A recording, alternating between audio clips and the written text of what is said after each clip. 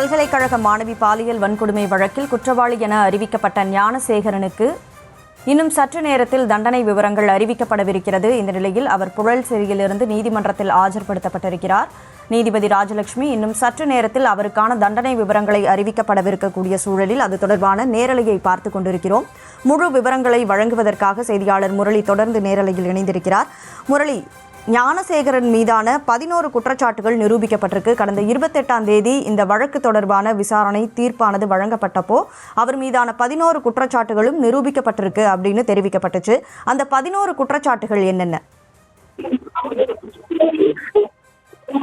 அதாவது நிச்சயமாக ஏற்கனவே இந்த பாலியல் விவகாரம் தொடர்பாக அண்ணா பல்கலைக்கழகம் விவகாரம் தொடர்பாக வழக்கு பதிவு செய்யப்பட்ட நிலையில், அதாவது 11 பிரிவுகளில் வழக்கு பதிவு செய்யப்பட்டிருக்கிறது. பெண்கள் பாலியல் வன்கொடுமை தொடர்பு செய்வது தொடர்பாகவும், அதே போன்று மிரட்டல் இருக்கிறது, அதே போன்று அண்ணா பல்கலைக்கழகத்தில் இவர் அத்துமீறி உள்ளே நுழைவது உள்ளிட்ட 11 பிரிவுகளில் வழக்குகள் பதிவு செய்யப்பட்டிருக்கிறது. இந்த 11 பிரிவுகளில் வழக்கு பதிவு செய்யப்பட்டதில் அவர் ஏற்கனவே திருட்டு சம்பவத்தில் ஈடுபட்டது தொடர்பாகவும் அந்த வழக்குகளில் தனியாக பதிவு செய்யப்பட்டிருக்கிறது. இந்த 11 பிரிவுகளிலும் இவர் குற்றவாளி என நிரூபிக்கப்பட்டிருக்கிறது. அதற்காக தான் சிறப்பு புலனாய்வு குழு அதிகாரிகள் கிட்டத்தட்ட 100க்கும் மேற்பட்ட நபர்களை அவர்கள் அழைத்து வந்து விசாரணை நடத்தியிருக்கிறார்கள். இதில் 79 சாட்சியங்களை நீதிமன்றத்தில் நிறுத்தி சாட்சியமாகவும் வழங்கப்பட்டிருக்கிறது. இந்த விவகாரத்தை பொறுத்தவரை ஞானசேகரனுடைய 2 மனைவிகளும் தற்பொழுது இந்த வழக்கை எடுத்து நடத்தி வருகிறார்கள். அவர்களுடன் தொடர்ச்சியாக தனித்தனியாக விசாரணைகள் நடத்தப்பட்டது. இந்த விசாரணையில் ஞானசேகரன் இது போன்ற செயலில் ஈடுபடுவது ஒரு மனைவி ஒப்புக்கொள்கிறார், மற்றொருவர் தனக்கு இது போன்ற தகவல் எதுவும் தெரியாது எனவும் கூறியிருந்தார். இந்த சென்னை அண்ணா பல்கலைக்கழகத்தில் கடந்த 2024ஆம் ஆண்டு டிசம்பர் 23ஆம் தேதி இரவு மாணவி ஒருவரை அந்த பகுதியைச் சேர்ந்த ஞானசேகரன் பாலியல் வன்கொடுமை செய்ததாக புகார் அளிக்கப்பட்டிருந்தது.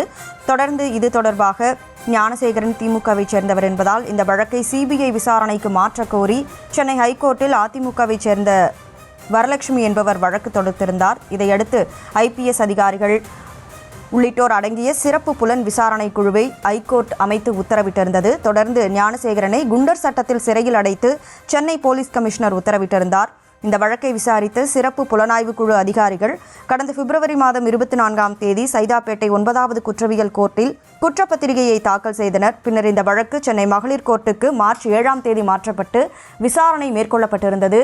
தொடர்ந்து கடந்த 28ஆம் தேதி ஞானசேகரன் குற்றவாளி எனவும் அவர் மீதான 11 குற்றச்சாட்டுகளும் நிரூபிக்கப்பட்டிருப்பதாகவும் தீர்ப்பானது வழங்கப்பட்டிருந்தது. இந்த நிலையில் ஜூன் 2ஆம் தேதி இன்றைக்கு ஞானசேகரனுக்கான தண்டனை விவரங்கள் அறிவிக்கப்படும் என தெரிவிக்கப்பட்டிருந்த நிலையில் அது தொடர்பான நேரலையை தொடர்ந்து பார்த்து கொண்டிருக்கிறோம். முரளி, ஞானசேகரன் மீதான 11 குற்றச்சாட்டுகள் என்னென்ன என்பது தொடர்பாக விவரங்களை வழங்கிட்டு இருந்தீங்க, நீங்க தொடர்ந்து பதிவு செய்யலாம்.